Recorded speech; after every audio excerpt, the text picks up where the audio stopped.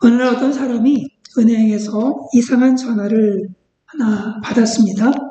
조심해야 되겠죠? 네. 예, 그러면서 이런 얘기를 합니다. 당신 앞으로 어떤 사람이 1,440만 원을 입금했습니다. 그런데 그분이 입금하면서 당신에게 꼭 전화를 걸어서 이 말을 해달라고, 이 말을 전해달라고 그렇게 부탁을 했어요. 뭐냐면 반드시 오늘 안에 이 돈을 다 쓰셔야 됩니다. 라고 하는 거였습니다.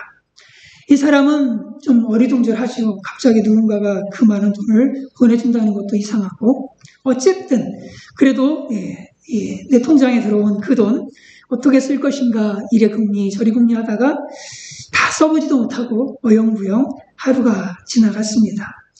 그런데 그 이튿날 아침에 또 전화가 걸려온 거예요.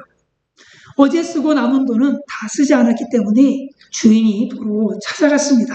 하지만 다시 당신 앞으로 1,440만 원이 입금이 됐습니다. 그런데 그분이 말하기를 오늘 그 돈을 다 쓰시면 그 돈은 당신 것이 될 것입니다. 라고 얘기를 했다는 거예요. 정말로 이분이 은행에 가서 보니까 진짜로 1,440만 원이 그대로 또 정말 입금이 되어져 있는 겁니다. 그래서 이분은 이 돈을 찾아서 기분 좋게 다 써버렸습니다. 그 이튿날 아침에 또 전화가 걸려왔어요. 오늘 아침에 또 당신 앞으로 1,440만 원이 입금되었습니다. 오늘 하루 동안 또 쓰십시오. 얼마나 좋겠습니까? 저와 여러분에게 이런 일이 벌어진다면 야, 이거 뭐 사는 게 하늘을 날아다니는 것 같을 것 같아요. 그죠? 예. 이 이야기가 무엇에 대한 이야기일까요? 아시는 분? 시간입니다. 정확하시네. 시간에 대한 이야기입니다. 하나님께서는 우리에게 하루 24시간을 주셨습니다. 그런데 이것을 분으로 환산하면 1,440분이 됩니다. 하나님께서는 매일 현금 1,440만 원은 아니지만 매일 1,440분의 시간을 차별 없이 공평하게 모두에게 주셨습니다. 저와 이곳에 계신 모든 분들은 매일 공평하게 1,440만 원을 받고 계신 거예요. 예, 그렇게 시간을 쓰고 있는 거죠. 우리는 이것을 마음대로 사용할 수 있습니다. 매일 나에게 주어지는 이 1,440분의 이 시간에 대해서 그 누구도 간섭을 하지 않습니다. 간섭을 하지 못해요. 자고 싶으면 자고, 놀고 싶으면 놀고, 일하고 싶으면 일하고, 공부하고 싶으면 공부하고, 내 마음대로 이 시간을 쓸 수가 있어요.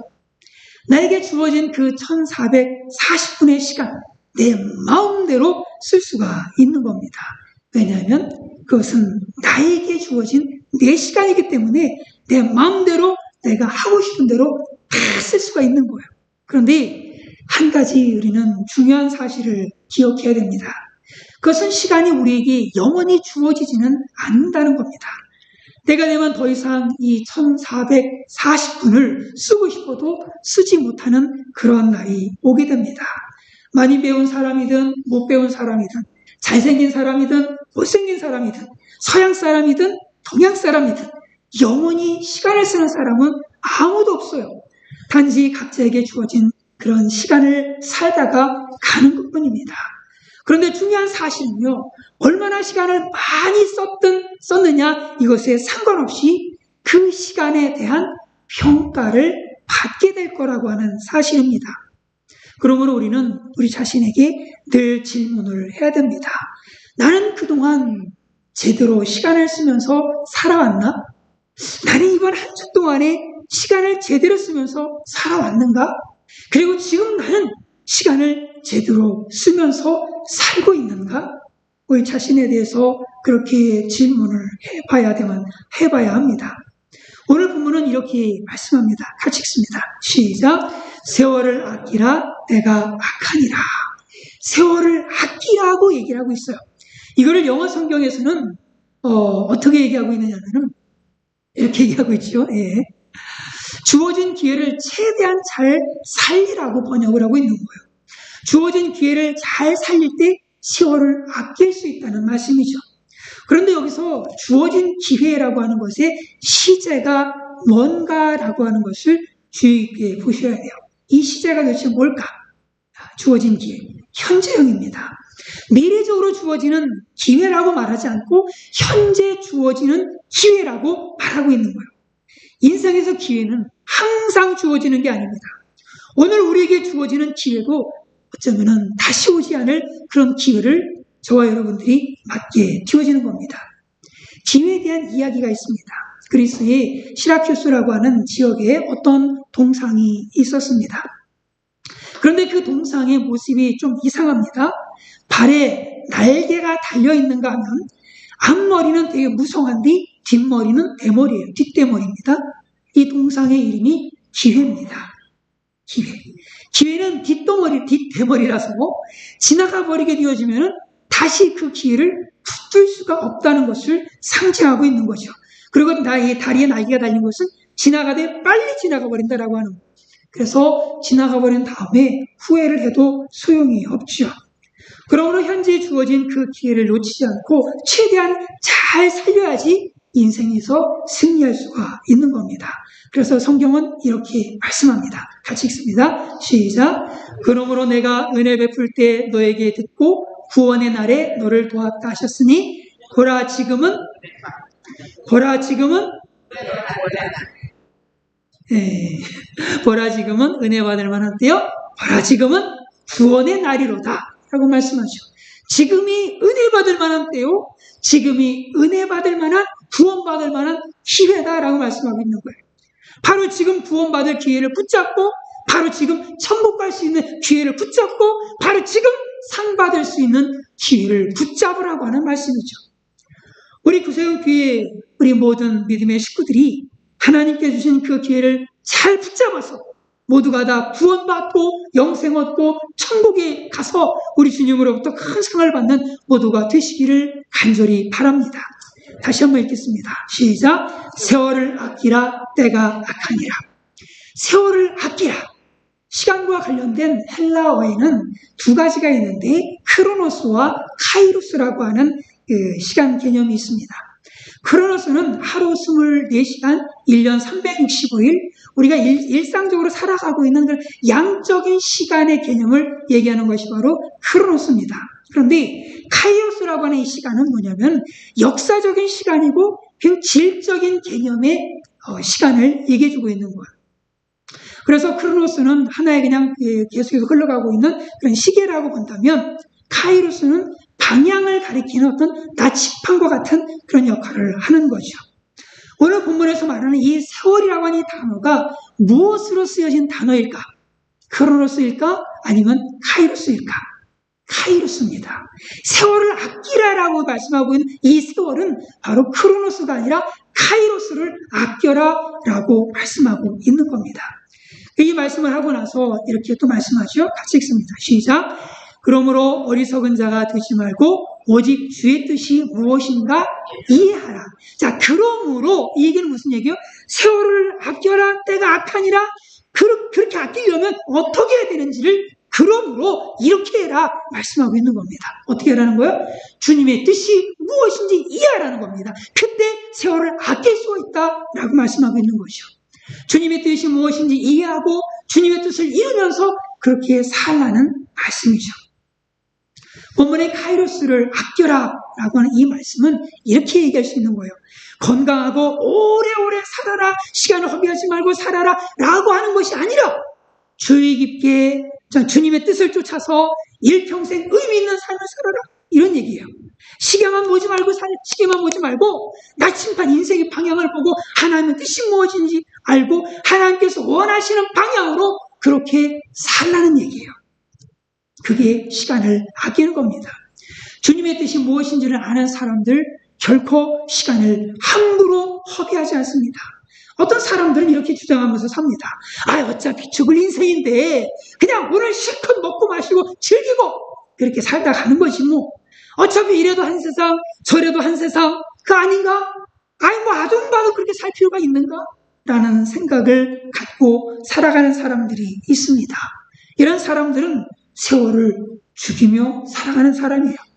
인생을 낭비하면서 세월을 낭비하면서 시간을 낭비하면서 살아가는 사람들입니다. 주어진 기회, 그 기회를 다 놓쳐버리고 살아가는 사람들, 참으로 안타까운 사람들이죠. 예수 믿는 저와 여러분, 우리 그리스도인들은 뭔가가 달라야 합니다. 하나님을 믿는 하나님의 백성들은 조금 달라야 되겠죠? 같이 읽습니다. 시작. 그러므로 어리석은 자가 되지 말고 오직 주의 뜻이 무엇인가 이해하라. 어리석은 자가 되지 말라는 겁니다. 흥청망청 세월을 낭비하지 말라는 겁니다. 한 세상 그냥 살다가 죽는 거지 뭐 있어? 그냥 기쁘고 행복하게 내 마음이 육신이 원하는 대로 살다 가는 거지 뭐 있어? 라고 하면서 킬타임하는 사람들, 어리석은 자라고 말씀하고 있는 거야.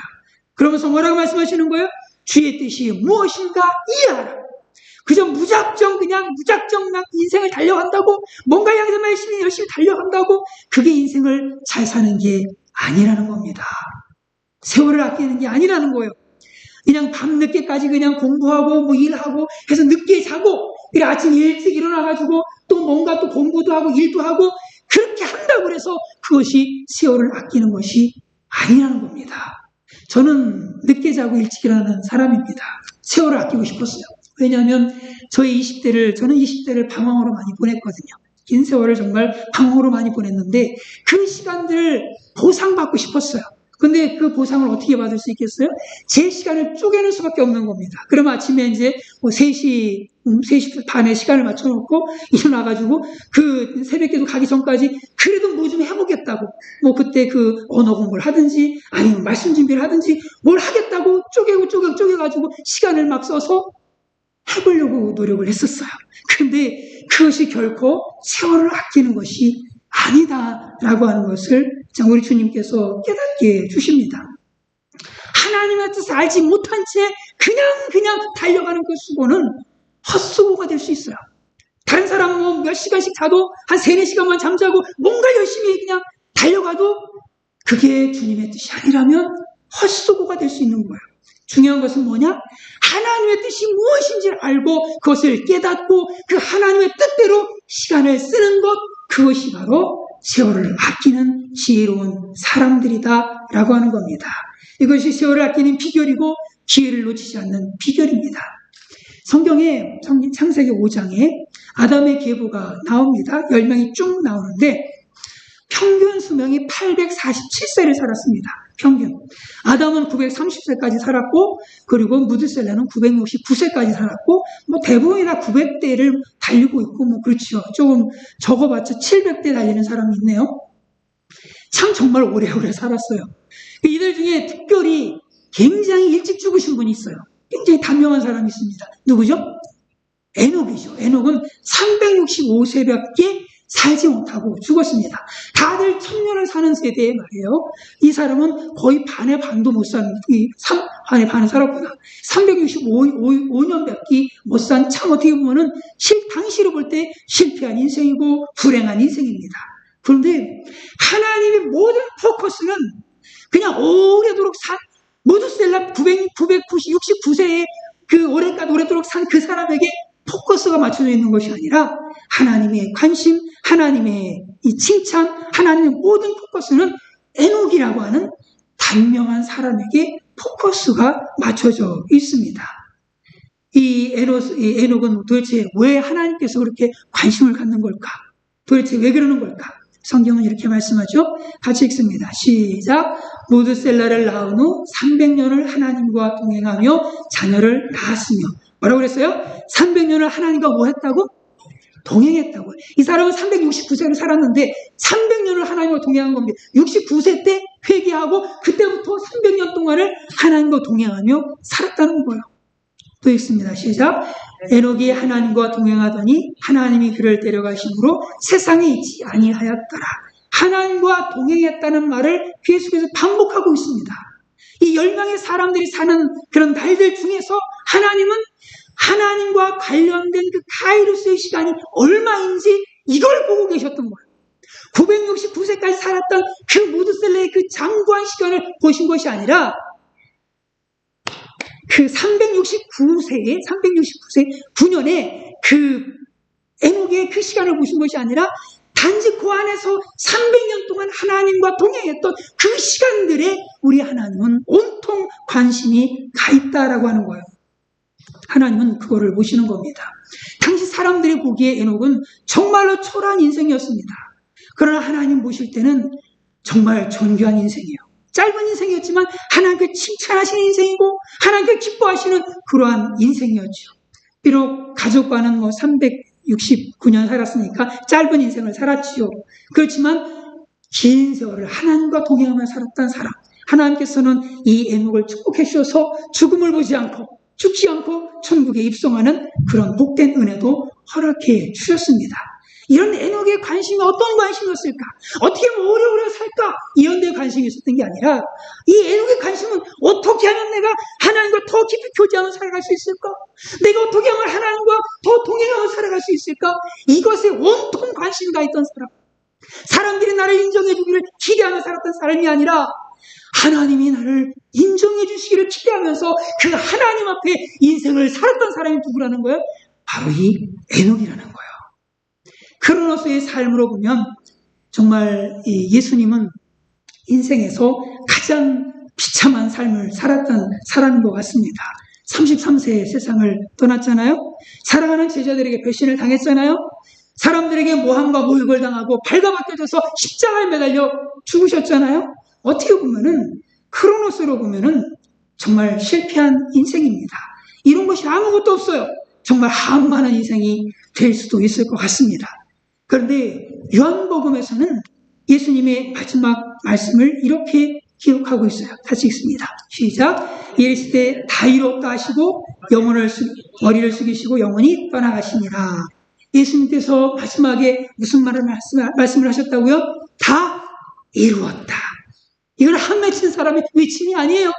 다 이뤘다. 드디어 끝냈구나. 드디어 이제 완성을 했구나. 이런 고백이라고 하는 거예요. 비록 자신의 뜻은 완성하지 못했지만, 부모의 뜻도 만족시켜주지 못했지만, 하나님의 뜻을 완성할 수 있었던 겁니다. 정말로 카이로스로 보면은 정말 다 이룬 사람이에요. 다 이룬 분입니다.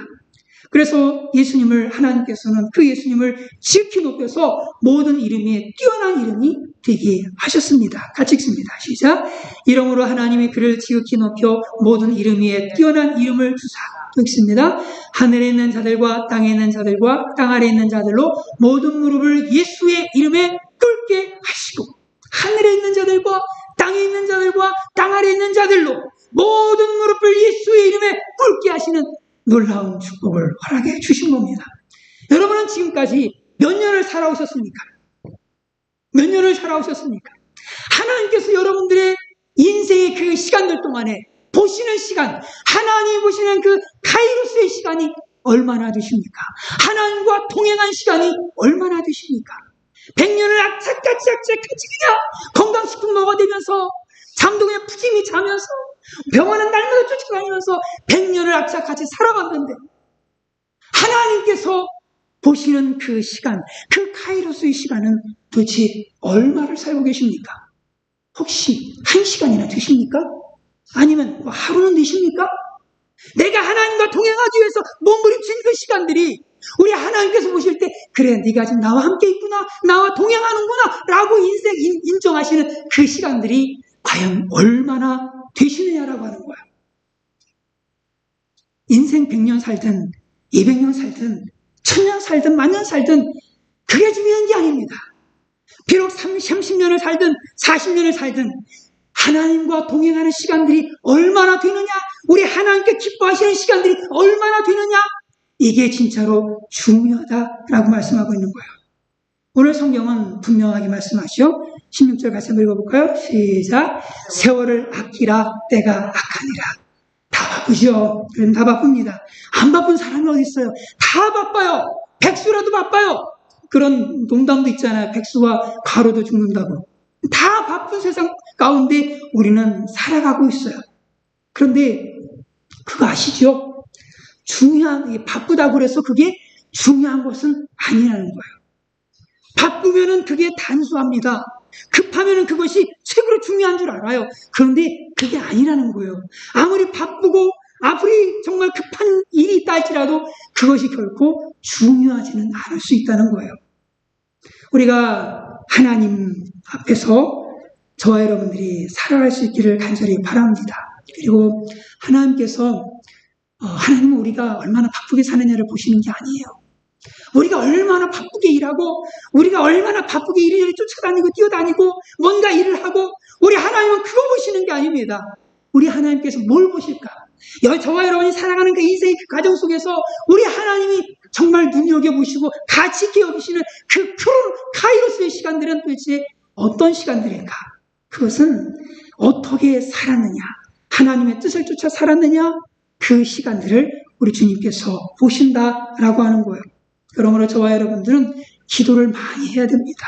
왜냐하면 기도하면서 우리의 영안이 밝아지고 무엇이 하나님의 뜻인지 무엇이 하나님의 뜻이 아닌지 분별이 되어지기 때문에 그렇습니다. 만약에 우리가 기도하지 않고 무조건 달리기만 한다면 어떻게 가는지 아십니까? 바로 내 욕심을 쫓아 살아가는 거예요. 내 욕심이 막 달리게 만드는 겁니다. 내 속에 있는 욕심들, 내 속에 있는 야망들이 나를 하여금 달리게 만드는 거고, 그리고 결국에는 나중에 헛되다, 허무하다, 허무한 세월을 보냈다라고 그렇게 나중에 고백하게 되어지는 겁니다.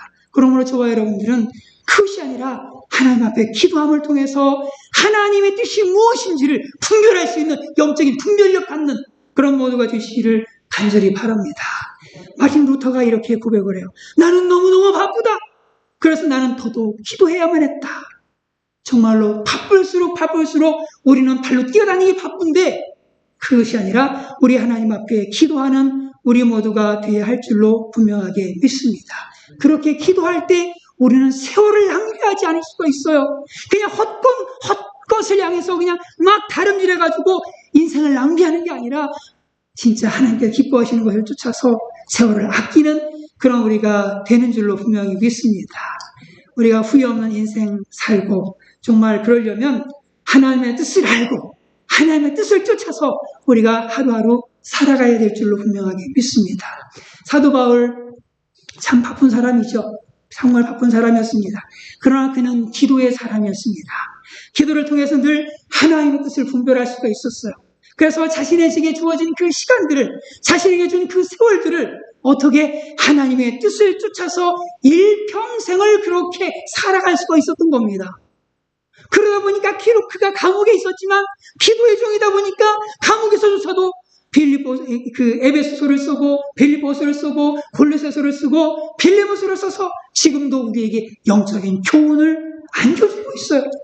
그러므로 저와 여러분들의 인생이 그냥 오래오래 살아야지 라고 하면서 녹슬어서 사라지는 인생이 아니라 정말 주님 앞에 온전히 충성해서 달아서 하나님께 쓰임받는 값진 인생이 되어지기를 간절히 바랍니다. 저와 여러분 모두 하나님의 뜻을 분별해서 크로노스의 세월을 살아가시는 모두가 되기를 간절히 바랍니다. 오늘 본문에서 세월을 아끼라라고 하는 이 말씀에서 아끼라라고 하는 이 단어가 굉장히 여러분 의미심장합니다. 헬라어에서요, 이 아끼다라는 단어가 뭐로 쓰이냐면은 엑사고라조입니다. 엑사고라조. 그런데 놀랍게도요, 속량하다 많이 들어보셨죠? 속량하다 뜻의 단어도 뭘 쓰는지 아십니까? 엑사고라조를 쓰고 있는 겁니다. 그러면 아끼다도 엑사고라조고 속량하다도 엑사고라조예요. 동일한 단어를 쓰고 있는 겁니다. 자, 오늘 13절을 한번 읽어볼까요? 시작. 그리스도께서 우리를 위하여 저주를 받은 바 되사 율법의 저주에서 우리를 속량하셨으니 기록된 바 나무에 달린 자마다 저주 아래 있는 자라 하였습니다. 바로 여기서 속량하셨다 그랬잖아요. 예수님께서 우리의 죄값을 대신 치르기 위해서 십자가에 죽으셨다는 거, 이 속량이잖아요. 그 속량. 어떤 몸 값을 치르고 사는 것, 값을 치르고 어떤 걸 사는 것, 이것이 바로 속량하다의 의미잖아요.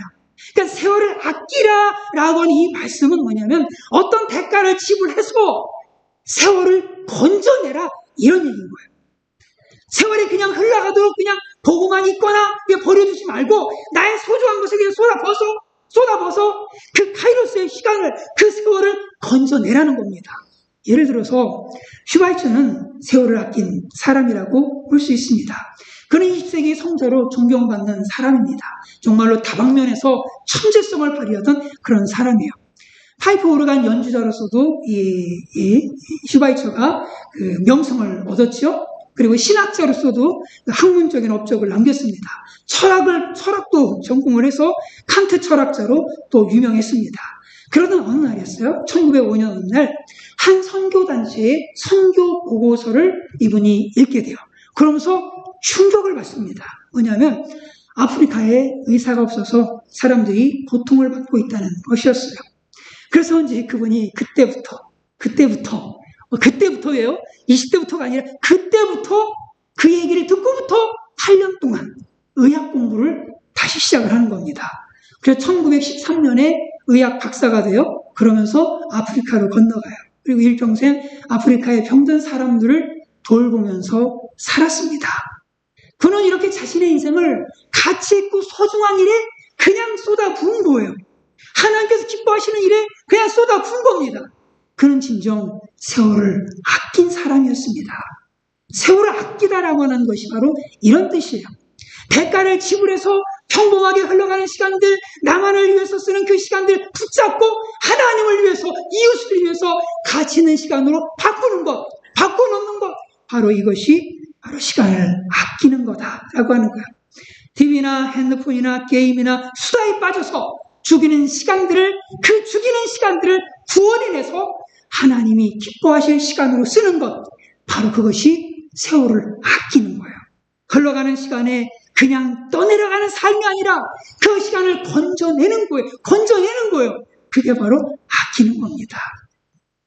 이렇게 살아갈 때 우리는 세월을 아낄 수가 있어요. 시간을 죽이지 마시고 시간을 구원해내시는 모두가 되시기를 간절히 바랍니다. 하나님의 뜻을 위해서 나에게 주어진 그 시간들을 카이로스로 살아가는 그런 모두가 되시기를 간절히 바랍니다. 우리가 왜 그렇게 해야 될까요? 도대체 왜 이렇게 해야 되는 거예요? 그냥 막 살면 안 되나요? 같이 읽습니다. 시작. 세월을 아끼라. 때가 악하니라. 때가 어떻다고요? 악하다는 겁니다. 악한 때가 되었다라는 거예요. 악한 때가 되었다는 겁니다. 그것은 무슨 얘기예요? 하나님의 심판, 그 종말이 가까웠다는 겁니다. 달도 참은 기울고 막장에 이르게 되어지면은 이제 다 종말의 때가 얼마 남지 않았기 때문에 기회가 결국엔 많지가 않죠.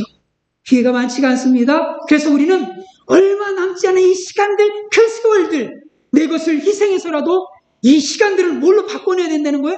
바로 카이로스의 시간으로 그렇게 바꾸고 그렇게 건져내야 된다는 겁니다. 내 인생을 다 들여서 그 세월들이 그냥 의미 없이 죽어가는, 킬타임으로 죽어가는 나의 인생, 나의 시간들이 아니라 가치 있게 만들어져가는 시간으로 만들어야 된다는 겁니다.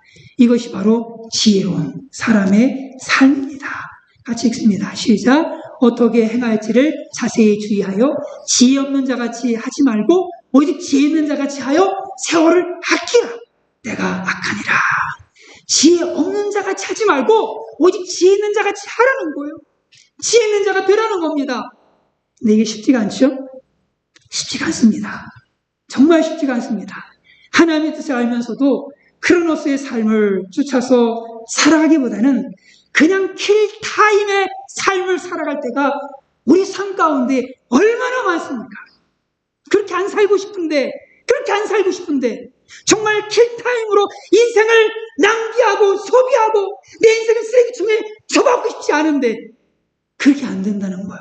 알면서도 왜 자꾸 나는 내 인생을 쓰레기통에 처박는지 나 자신을 이해할 수 없는 거예요. 우리 힘으로, 우리 노력으로 그게 잘 안 돼요. 그래서 성경은 이렇게 말씀합니다. 같이 읽습니다. 시작. 술 취하지 말라. 이는 방탕한 것이니 오직 성령으로 충만함을 받으라. 이걸 영어 성경으로 보면은요, 좀 재미있게 표현되어 있습니다. 보시면 아시죠? 인스테드를 써서 술에 취하는 것 말고 그 대신에 성령으로 가득 채우라고 말씀하고 있는 거예요. 성령의 잠기라는 말씀이죠. 술에 취하면 어떤 현상들이 나타납니까? 여러분들은 술에 안 취해봐서 모르시죠? 저는 술에 취해봐서 잘 압니다. 이성이 마비되고요, 조절 능력을 상실하고요, 그냥 아무데나 고래고래 소리 막 지르고요, 아무한테나 막 시비를 붙고요, 그냥 지나가는 차가 오면은 저건 저 차를 내가 세울 수 있을 것 같아. 달려들기도 하고 미친 짓을 하고 다닙니다. 술에 취하면 그래요. 그런데 성령에 취하면 어떤 현상들이 나타나게 되어질까? 우리의 이성이 살아납니다. 선과 악이 구별이 막 세워져요. 옳은 것과 옳지 않은 것을 명확하게 알게 됩니다. 그리고 자기 자신도 절제할 수 있는 능력이 생겨져요. 온유해지고요, 기쁨이 생기게 되어집니다. 결국 성령으로 충만하게 되어지면 성령께서 나를 지배하시기 때문에 내 속에 있는 그 죄성을 눌러서 그냥 크로노스로 그냥 의미 없이 시간들을 쓰레기통에 처박는 그런 시간들이 아니라 카이로스로 우리 하나님께서 기뻐하시는 하나님 선한 뜻을 쫓아서 내 인생을 살 수 있도록 힘을 오히려 보태주는 게 누구라는 거예요? 내 안에 계시는 성령께서 그것을 하신다라는 겁니다. 그래서 우리는 성령 충만해져야 돼요. 그래서 그래야지만 우리는 주님께서 원하시는 그러한 삶을 살아갈 수가 있는 겁니다. 세월을 아끼기 위해서 성령의 충만함을 받으시기를 간절히 바랍니다. 한 번 가면 다시 되돌릴 수 없는 그 인생의 그 소중한 시간들, 그 소중한 세월들, 그 소중한 기회들을 놓치지 마시고 세월을 낭비하지 마시고 성령의 충만함을 받아서 그 시간들 하나님의 뜻을 본받고 하나님의 뜻을 쫓아서 정말 크로노스의 시간으로 하나님께 기뻐하시는 그 영광스러운 시간들로 만드시는 모두가 되시기를 간절히 바랍니다. 주님께서 우리 구성님께 모든 믿음의 식구들 오늘 이후로 킬타임을 위해서 인생 살아가는 어리석은 사람들이 아니라 그 시간들을 소중히 여기면서 우리 하나님의 뜻을 쫓아서 그 시간들을 온전히 구원해내는 하나님께 영광 돌리는 그런 모두가 되시기를 주님의 이름으로 축원을 드립니다.